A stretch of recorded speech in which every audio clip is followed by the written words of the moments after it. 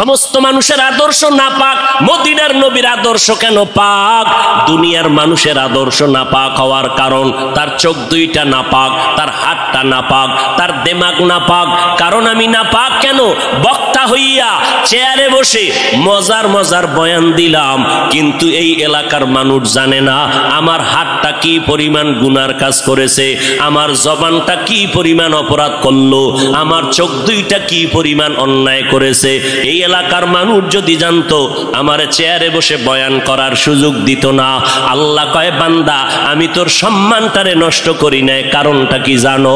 তুই বড় আলেম এই জন্য না, তোর বডির মধ্যে আছে পয়গম্বরের আদর্শ, আর তুই মুহাম্মদের উম্মত হওয়ার কারণে তোর ইজ্জত নষ্ট করি নাই।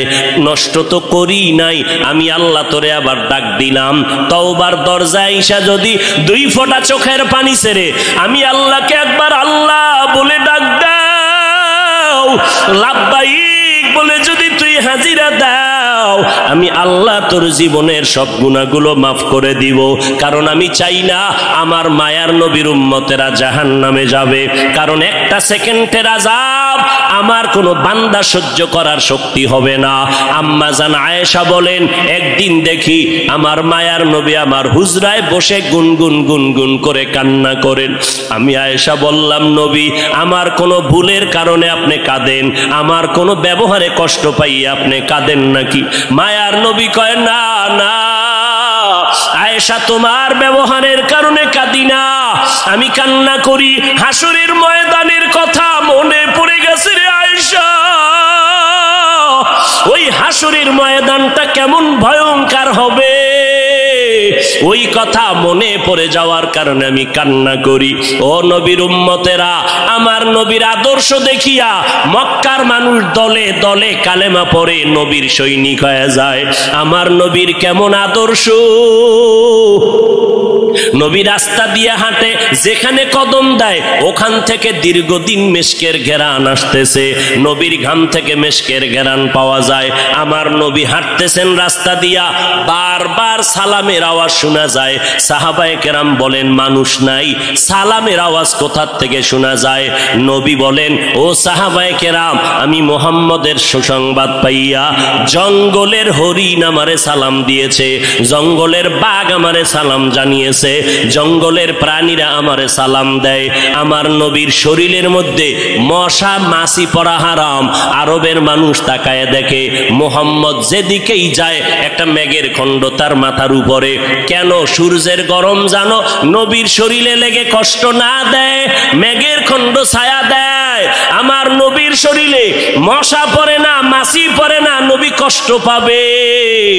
সেই নবী আমার এই উম্মতের আদর্শ বাস্তবায়নের জন্য পেটে পাথর বেঁধে কালেমার দাওয়াত দিলেন। আমার নবী মা হারা ইয়েতিম, বাবা হারা ইয়েতিম।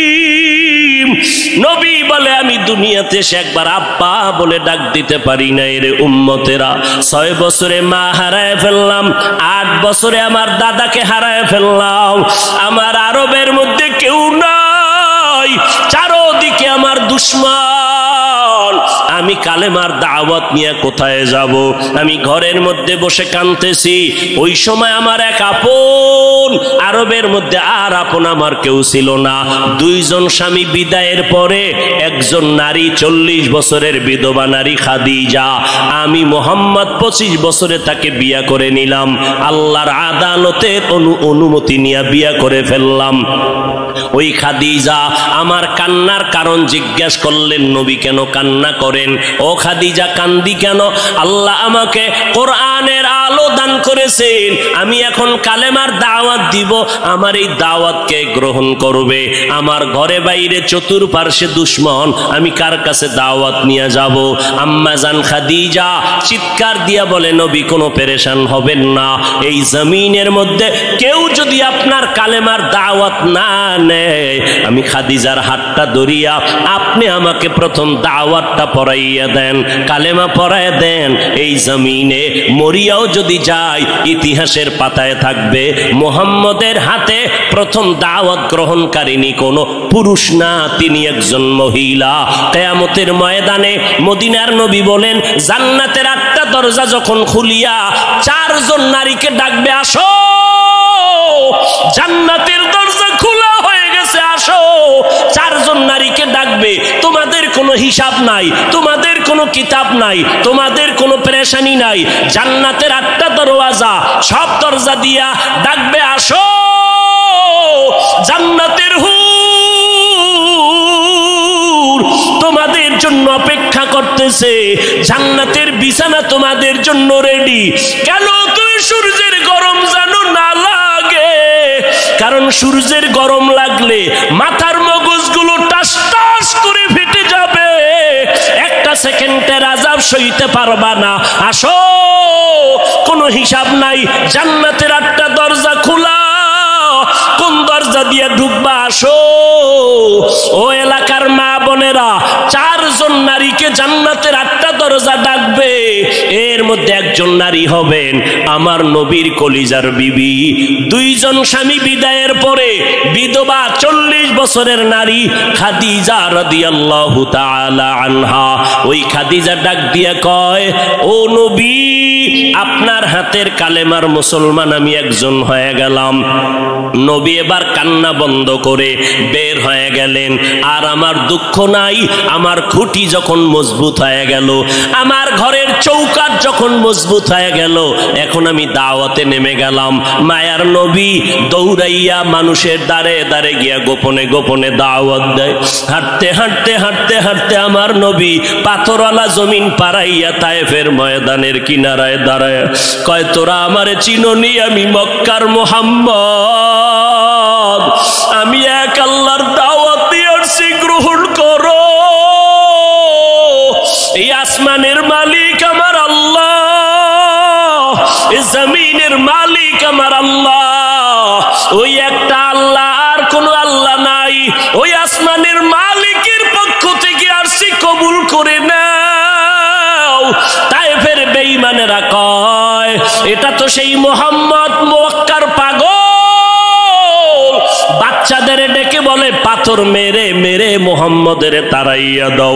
যেই নবীর শরীরের মধ্যে মশা মাছি পড়া হারাম, মেঘের খণ্ড ছায়া দেয়, আমার নবী যেন কষ্ট না পায়। ওই শরীরের মধ্যে কাফেরের গোলামেরা এমন বৃষ্টির মতো পাথর মারতেছে, পাথর পরে পরে নবীর শরীর থেকে রক্ত প্রবাহিত হইয়া জুতা আটকাইয়া গেল। মায়ার নবী কান্না করেন আর কদম বাড়াইয়া বাড়াইয়া মক্কার দিকে রওনা হলেন। আবার যত দূর যায় আবার তায়েফের জমিনের দিকে তাকায়, আর আমার মায়ার নবী চোখের পানি ছেড়ে কান্না করে আর বলে, ও দয়ার মালিক, তুমি একটু এদের দিলে রহম দাও। আল্লাহ সাথে সাথে জিবরাইলের পাঠায় দিয়া কয়, জিবরাইল, আমি আমার নবীর কান্না সইতে পারি না, যাও যাও। মুসা নবী আমার আশেক, ঈসা নবী আমার আশেক, ইব্রাহিম আমার আশেক, আর আমি আল্লাহ নিজে মুহাম্মদের আশেক। আমার নবীর কান্না সইতে পারি না, জলদি করে যাও রে জিবরাইল। নবীর অনুমতি নিয়া তায়েফের জমিন উল্টাইয়া তায়েফের মানুষগুলো ধ্বংস করে দাও।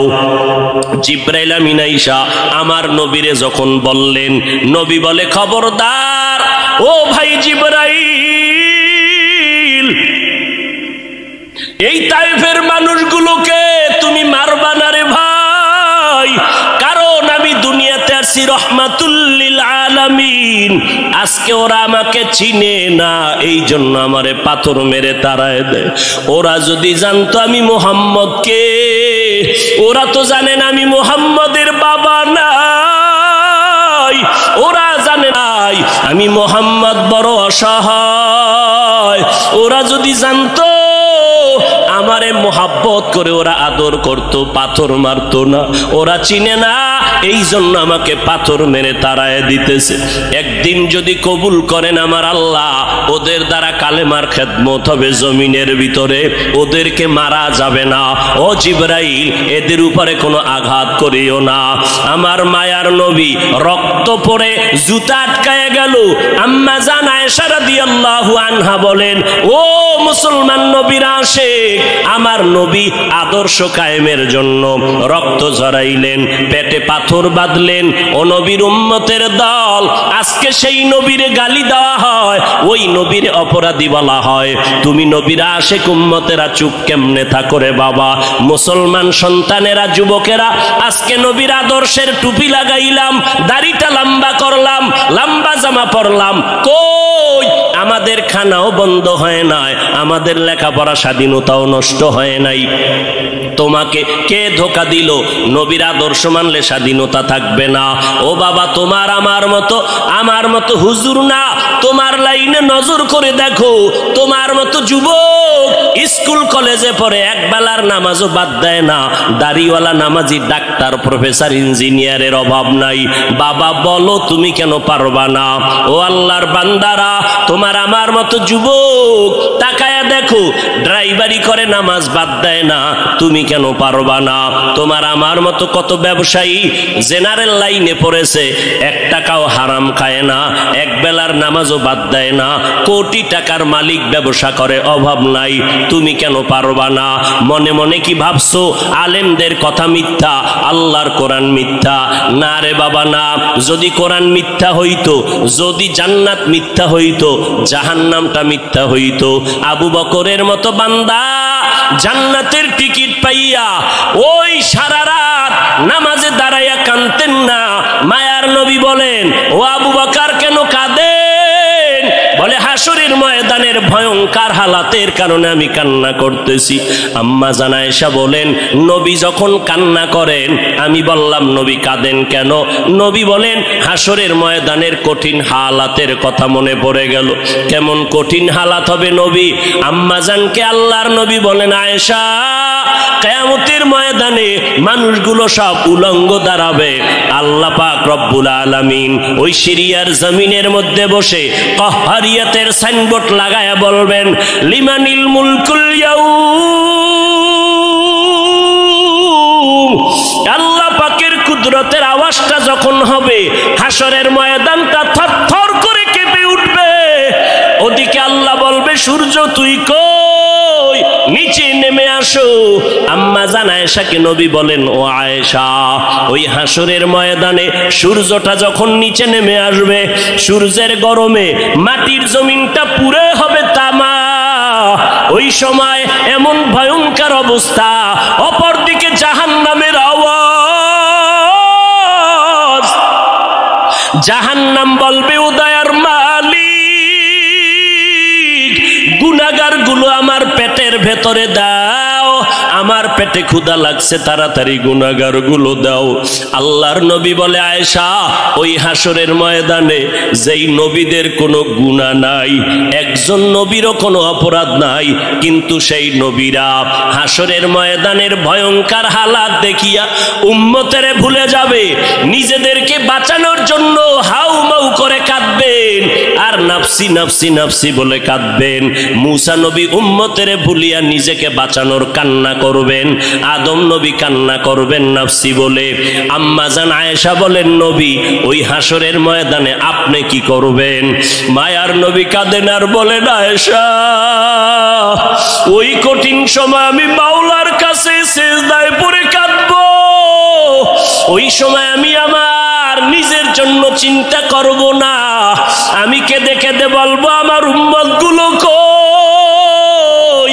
ও আল্লাহ, আমার উম্মত গুলো জান্নাতে দাও। একটা উম্মত জাহান্নামে গেলে আমি মুহাম্মদ জান্নাতে যাব না রে আল্লাহ। ও নবীর আশিকের দল, ওই আল্লাহর নবীর কথা মিথ্যা মনে করিও না রে বাবা। আমার নবী 63 বছরের জীবনে একটা মিথ্যা কথা বলেন না রে নবীর আশিক। কেন তুমি আজকে নবীর তরিকা মতো চলো না? চাকরিও যাবে না, লেখাপড়াও যাবে না, ডাক্তারি পড়ো, ইঞ্জিনিয়ারিং পড়ো, প্রফেসর হও, কিন্তু নবীর তরিকার মালাটা গলায় লাগাও, মা বাবার দোয়া নিয়ে সামনে আগাও। কারণ মা বাবার চোখের পানি ছাড়া জমিনের মধ্যে আর কারো দোয়ায় আগানো যায় না। আজকে মা বাবার চোখের পানিতে চেয়ারে বসলাম, তুমি টাকা পয়সা বাড়ি গাড়ির মালিক, মা বাবার চোখের পানির কারণে পরীক্ষায় ভালো নাম্বার পেয়েছো মা বাবার দোয়ার কারণে। ওই মা বাবার দোয়া নিয়ে তওবা করো, আর নবীর সুন্নতের মালা গলায় লাগাও, উলামায়ে আহলে হকের পরামর্শ নিয়ে আগাও। কারণ গুনাহগার হইয়া কবরে গেলে উপায় নাই, গুনাহগার হইয়া হাসরের ময়দানে দাঁড়াইলে উপায় নাই। ওসমান রাদিয়াল্লাহু তাআলা আনহু কবরের কিনারা দিয়া গেলে হাউমাউ করে কান্না করতেন। ওমরে ফারুক দরজা লাগায় কান্না করেন, কবরে কেমনে একা থাকবো, আমি গুনাহগার হয়ে যদি ধরা পড়ে যাই আল্লাহর কাছে আমার উপায় নাই। আবু বকর নামাজে দাঁড়ায় কাঁদেন, হাসরের ময়দানে যদি আল্লাহ আমার আমল পছন্দ না করেন সাথে সাথে অর্ডার হয়ে যাবে জাহান্নামের হ্যান্ডকাপ হাতের মধ্যে লাগায় দাও। ওই সময় জাহান্নামের আগুনের তাপে পেটের নারী ভুঁড়িগুলো পায়খানার রাস্তা দিয়ে পড়তে থাকবে। ওই জাহান্নামের আযাব একটা সেকেন্ডের জন্য সহ্য করার ক্ষমতা কারো হবে না। এই রবিউল আউয়াল থেকে তওবা করো রে বাবা। ও যুবক, ও বৃদ্ধ বাবাজি, পর্দার আড়ালের আম্মা জানেরা, আল্লাহর দরবারে তওবা করেন। আজকে আমি বক্তা, আপনারা শ্রোতা, এই পরিচয় কিন্তু মরণকালে কোনোটাই থাকবে না রে বাবা। সাদা কাপুনের প্যাকেটটা যখন হয়ে যাবে, কে আলেম কে মূর্খ, কে ধনী কে গরিব, কে ছাত্র কে শিক্ষক, কোনো ভেদাভেদ থাকবে না। ওই সাদা কাপুনের প্যাকেট বানাইয়া অন্ধকার কবরে রেখে সবাই চলে যাবে। ওই কবরে তিনটা প্রশ্ন আমাকেও করা হবে, আপনাকেও করা হবে। জবাব যদি দিতে না পারি, মদিনার নবী বলেন সাথে সাথে কবরের সাথে জাহান্নামের দরজা খুলে যাবে। ও আল্লাহর বান্দারা, আজকে দুনিয়াতে সূর্যের গরম সহ্য করতে পারি না, জাহান্নামের আগুন কেমন করে সহ্য করবা? আল্লাহর কাছে দিল খুলিয়া বলো, অন্তর দিয়া বলো, হে মালিক, এই ময়দানে আমার মতো গুনাহগার কেউ নাই। গুনার কারণে আমার হাত না পাক, চোখ না পাক, অন্তর না পাক। ও আল্লাহ, তুমি আমাকে মাফ করে দাও আল্লাহ। ও আল্লাহ, নবীরে চিনতে পারি নাই, নবীর সুন্নতের মালা গলায় লাগাইতে পারি নাই রে আল্লাহ। মানুষ কত সম্মান করে, হুজুর বলিয়া সম্মান করে। কত বুড়া বুড়া মানুষ পানির বোতল নিয়ে এসে কয়, হুজুর পানিতে দম করেন, আমার ঘরে অসুস্থ রোগী পড়ে আছে।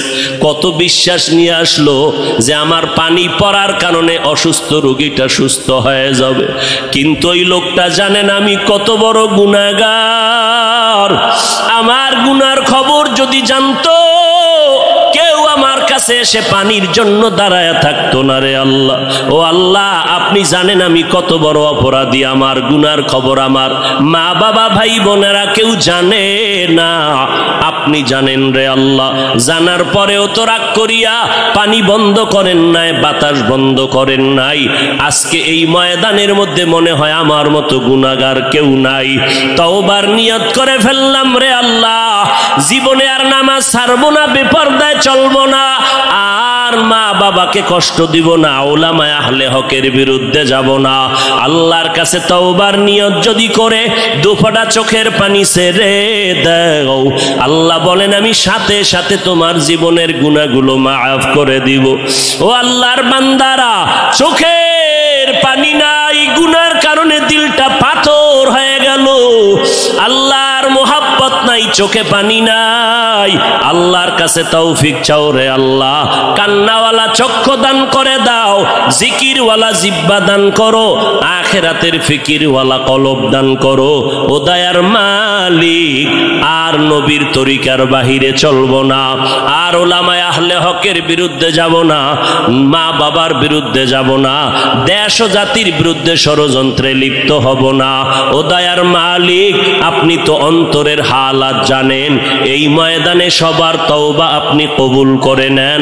এই ময়দানে সব আপনার আশেকদেরকে দিনের খাদেম বানাইয়া তওবার উপরে মজবুত হইয়া মরণ পর্যন্ত নবীর তরিকা মেনে চলার তৌফিক দান করেন, আমিন। বাবা নাই, বাড়ি নাই, ঘর নাই, কিচ্ছু নাই, এমন কি ভালো করে নজর করো আমিও নাই।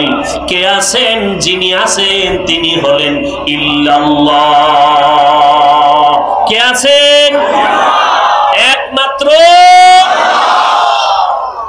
লা ইলাহা মানে কোন ইলাহ নাই, কোন ইলাহ ইবাদতের উপযুক্ত কেউ নাই। আচ্ছা আছে যে একজন, একজন আছে না নাই? কে আছেন? একজন যে আছেন, এই যে একজন আছেন কথাটা বুঝাইলো লা ইলাহা না ইল্লাল্লাহ? বলেন। এই কথা যেই হযরতেরা বুঝে না তারাই ইল্লাল্লাহ জিকিরের বিরোধিতা করে। যারা ইল্লাল্লাহ জিকিরের বিরোধিতা করে তারা হলো বাতিল। তারা হক না বাতিল? পেছনে পেছনে বহু হাউকাউ, সামনে কথা বলার সাহস আছে কারো? সাহস? ইল্লাল্লাহ জিকির এটা চরমনার বাবায় তৈরি করে নাই। ইল্লাল্লাহর তসবিহ, ইল্লাল্লাহর ওজিফা উজানির কারি ইব্রাহিম তৈরি করে নাই। ইল্লাল্লাহর ওজিফা করেছেন কে? ভারতবর্ষের হাজী ইমদাদুল্লাহ মুহাজির মক্কি রশিদ আহমদ গাঙ্গুহি, যাকে ইলমের ফকিহুল উম্মাহ বলা হয়। সারা উম্মতের একজন ইলমের জবরদস্ত একজন ফাউন্ডার। বন্ধ বেদাতি বাতিল এরা সবাই জানে রশিদ আহমদ গাঙ্গুহি কত বড় ইলমওয়ালা। সেই ইলমওয়ালা ব্যক্তি ইল্লাল্লাহর ওজিফা পড়েছেন। অতএব ইল্লাল্লাহ আমরা যারা জিকির করি, আমরা জিকিরে বসিয়াই কি ইল্লাল্লাহ শুরু করি? হ্যাঁ, আগে আমরা পুরা কালেমা পড়ি, লা ইলাহা ইল্লাল্লাহ, লা ইলাহা ইল্লাল্লাহ, লা ইলাহা ইল্লাল্লাহ, লা ইলাহা ইল্লাল্লাহ, লা ইলাহা ইল্লাল্লাহ। অর্থ কি? অর্থ কি? আল্লাহ বাদে কোনো মাবুদ নাই। কোন কে আছেন? কে আছেন? এই যে আল্লাহ ছাড়া কোনো মাবুদ নাই, আল্লাহ বাদে কোনো মাবুদ নাই, আল্লাহ ছাড়া কোনো ইলাহ নাই, আল্লাহ ছাড়া কোনো রাজ্জাক নাই, আল্লাহ ছাড়া কোনো ইলাহ নাই, আল্লাহ ছাড়া কোনো হায়াতের মালিক নাই, আল্লাহ ছাড়া কোনো মৌতের মালিক নাই, আল্লাহ ছাড়া কোনো ইবাদতের উপযুক্ত নাই, আল্লাহ তাআলা ব্যতীত কোনো সুস্থতার মালিক নাই, আল্লাহ ছাড়া কাউকে অসুস্থ করার মালিক নাই, আল্লাহ ছাড়া হায়াতের মালিক নাই, আল্লাহ ছাড়া ইজ্জত দেওয়ার মালিক নাই, আল্লাহ ছাড়া আমার সম্মান দেওয়ার মালিক নাই। আল্লাহই আছেন, আল্লাহই আছেন।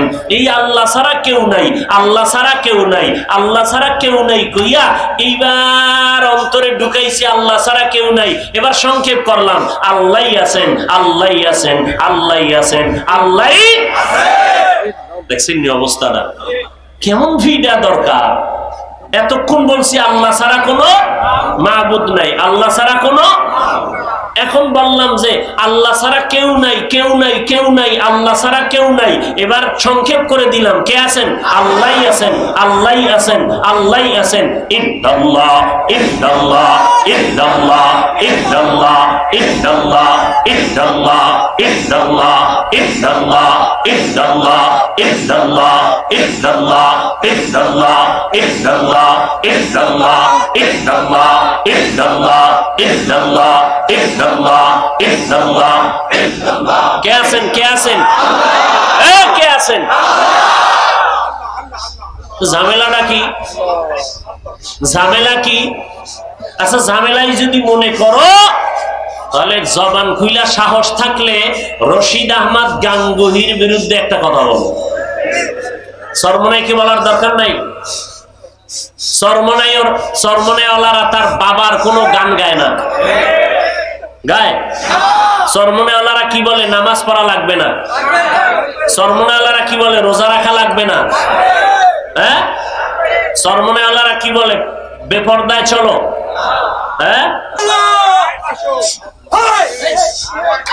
যে বগুড়ার দদির মজা বুঝে না, যার নাক চোখে সমস্যা, নাকে সমস্যা, এর কাছে পায়খানা আর দদি সমান।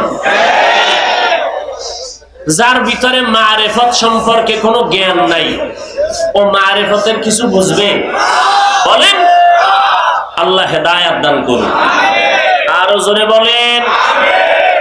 তাহলে ইল্লাল্লাহ জিকির চলবে কি চলবে না? কোনো ঝামেলা আছে? আমাদের মধ্যে ঝামেলা নাই, ঝামেলা যারা বিরোধিতা করে তাদের অন্তরে।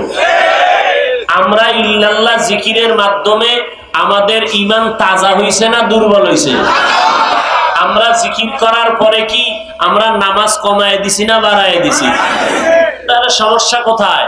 আমরা তো জিকিরের দ্বারা কাউকে গালি দেই না। যদি জিকির করার দ্বারা গালি হইতো তা বুঝতাম যে জিকির বন্ধ করে দেই।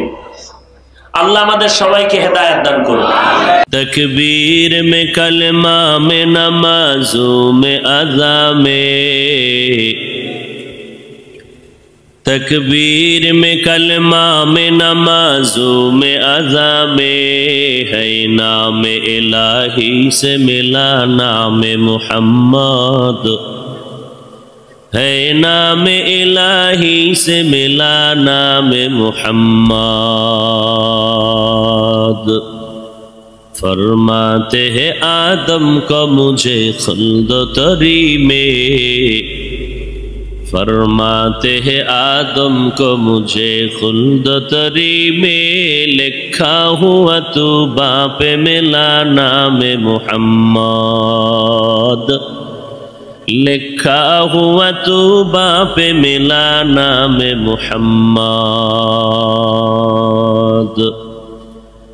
है मीम में महबूब ये मतलुक का इशारा, है मीम में महबूब ये मतलुक का इशारा, फिर क्यों न हो महबूब खुदा नाम मुहम्मद, फिर क्यों न हो महबूब खुदा नाम मुहम्मद। क़ाल नबी सल्लल्लाहु अलैहि व आलिहि वसल्लम, আলা সাবধান হে উম্মতের দলেরা, ইন্না শাররাশ শাররি শিরারুল উলামা ওয়া ইন্না খাইরাল খাইরি খিয়ারুল উলামা।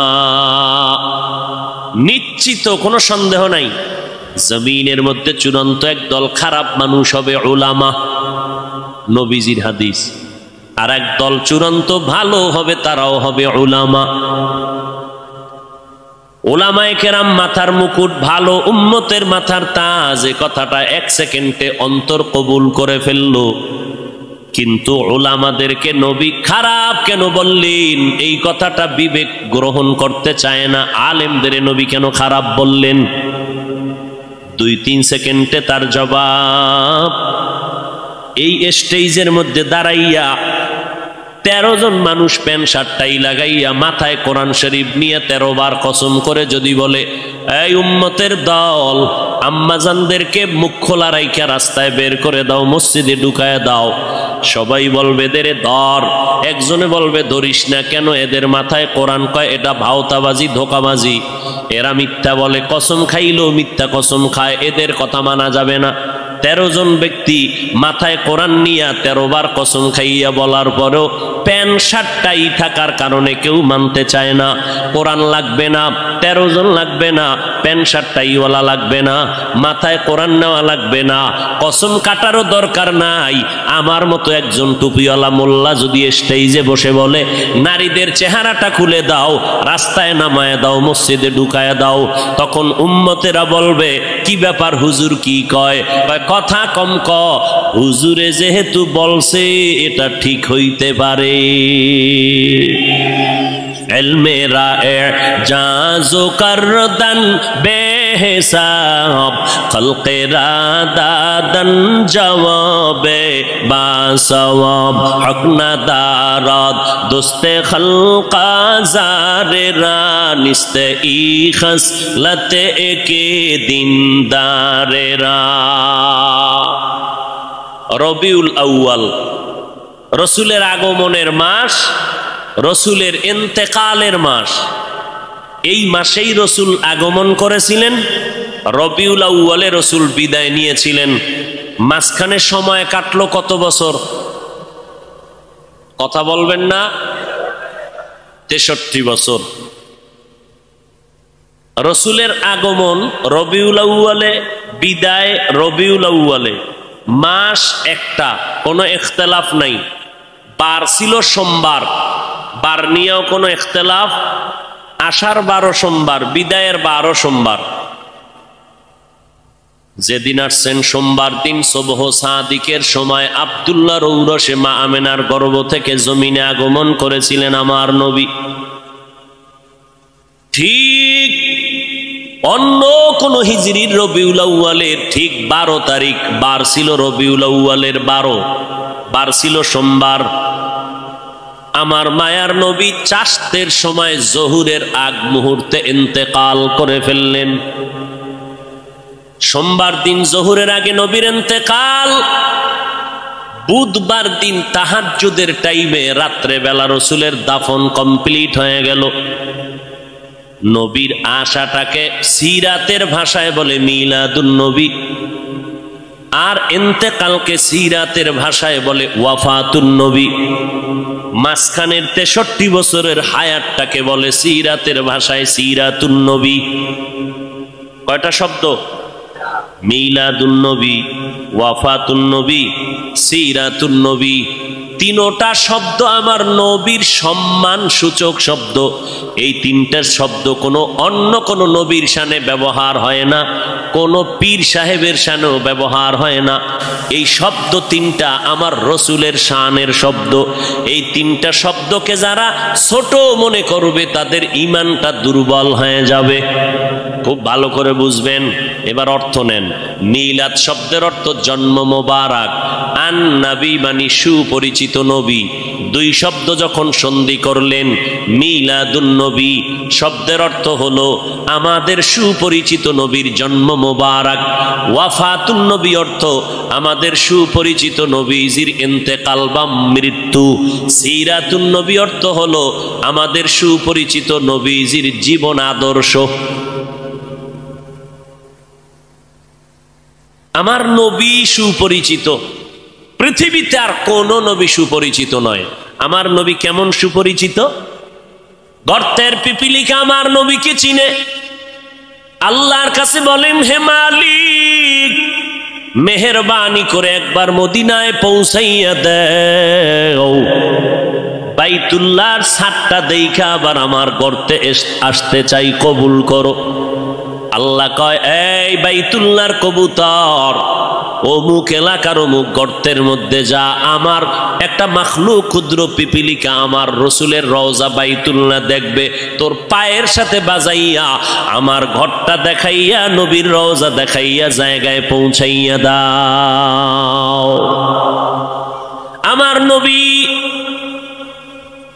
সমুদ্রের প্রাণী মাছের কাছেও পরিচিত। আমার নবী জঙ্গলের প্রাণীদের কাছেও পরিচিত। আমার নবী গর্তের সাপের কাছেও পরিচিত। আমার নবীর আসমান চিনে, জমিন চিনে, গাছ চিনে, মাছ চিনে। নবী খেজুর গাছের সাথে টেক লাগাইয়া খুতবা পড়েন, মিম্বর নাই। যখন মিম্বর নির্মাণ হয়ে গেল, নবী খেজুর গাছের টেক লাগানো বন্ধ করে দিলেন। মরা একটা গাছ। সাহাবায়ে কেরাম বলেন, মানুষ কান্না করলে যেমন আওয়াজ হয়, খেজুর গাছটার সাথে নবী যে টেক লাগাইয়া খুতবা পড়তেন, নবী যখন তার থেকে আলাদা হয়ে গেলে ওই খেজুর গাছটা মানুষের মতো কান্নার মতো আওয়াজ বের হচ্ছে। আমরা দৌড়াইয়া পয়গম্বরের সামনে গেলাম। নবী খেজুর গাছটা মানুষের মতো কান্না করে। নবী এসে হাজির হয়ে গেলেন। এই গাছ, তুই কেন কাঁদো? বলে, আমি আপনার বিরহের বেদনায় কান্না করতেছি। ও খেজুর গাছ, তুমি কি চাও? বলে, আপনি আমার জানাজা পড়ায় দেন, এখানেই দাফন করে দেন। আমি চাই জান্নাতে আপনার সাথে আবার থাকতে। আল্লামা রুমি রহমাতুল্লাহ আলাই ওই ঘটনা মাআরিফে মাসনবীর মধ্যে উল্লেখ করেছেন। নবীর এটা মুআজিজা, অলৌকিক ঘটনা। আমার নবী খেজুর গাছের দাফন করলেন। আজও যারা মদিনায় গেছেন, মদিনার নবীর রওজা মোবারকের অংশ, বাকি যে অংশটা মিম্বর, আর নবীর রওজার মাঝখান জায়গাটাকে বলে রওজাতুম মির রিয়াজিল জান্নাহ। যারা মদিনায় গেছেন, ওই রওজাতুম মির রিয়াজিল জান্নাহ নবীর হুজরা বা রওজা মোবারক আর মিম্বর, যেই মিম্বরে দাঁড়াইয়া আমার নবী খুতবা পড়তেন, আজও সেই মিম্বরটা ওই জায়গায় আছে।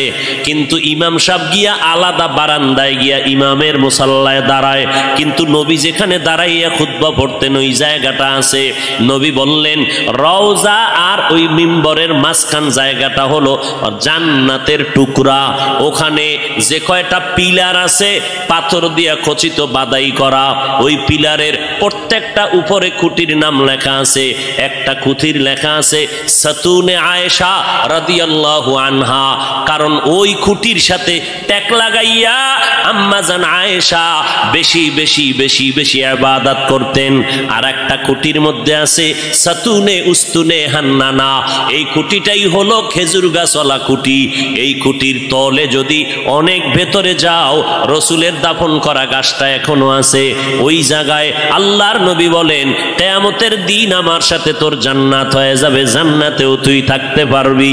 এটা বিশ্বের আর কারো ব্যক্তিগত বিশেষ কোনো কারণ না, রহমাতুল লিল আলামিনের এটা বিশেষ মুজিজার বরকত। এরে নবীর আশিক আল্লাহর নবী মোহাব্বতের সাথে ওই গাছটাকে দাফন করে দিলেন। উস্তু নেহান না না জাহাজ রে রসুল নালামিজাদ হামচুয়ার বাবুল। একটা গাছ আমার নবীরে চিনতে পারলো, চেনার কারণে বিরহের বেদনায় কান্না করলো। কপাল আমাদের বড় খারাপ, আমরা মানুষ হইয়া সেই নবীর এখনো চিনতে পারি নাই। চিনতে পারছেন? হ্যাঁ, এখানে বহু আশেকে রসুল দাবি করে আমি নবীর আশেক। না জানি কোন পাগলে গিয়া বাইতুল মোকাররমে মিছিল কইরা আইছে জিন্দা নবীর আগমন শুভেচ্ছা স্বাগতম। মিছিল চলে না ঢাকায়, কেউ খবর নাই।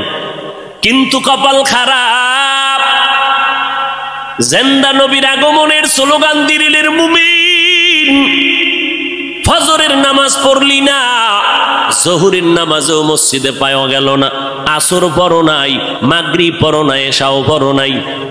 আবার এমন আশেক এই ময়দানে ঢুকছে বিড়ি টানার পর, আবার মোনাজাতের পরও বিড়ি টানতে টানতে বাড়ি যাবে, বরকত ছাড়া যায় না।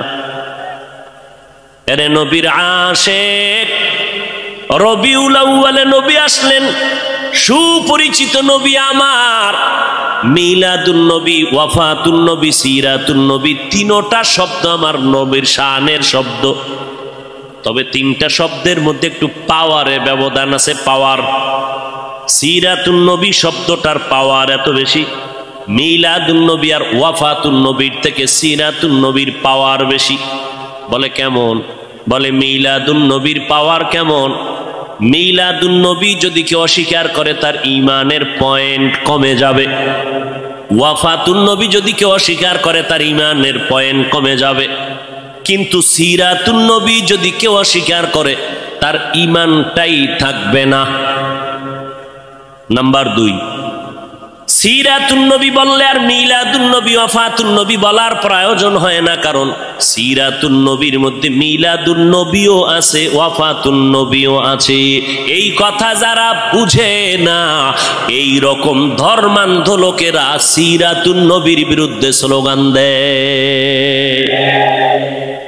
দেখছেননি ঢাকার অলিতে গলিতে এমন কোনো পিলার নাই, এমন কোনো দেওয়াল নাই, বড় বড় বড় বড় পোস্টার লাগাইয়া গরম বানায় ফেলছে, পত্রিকার পৃষ্ঠা দেখা যায় না।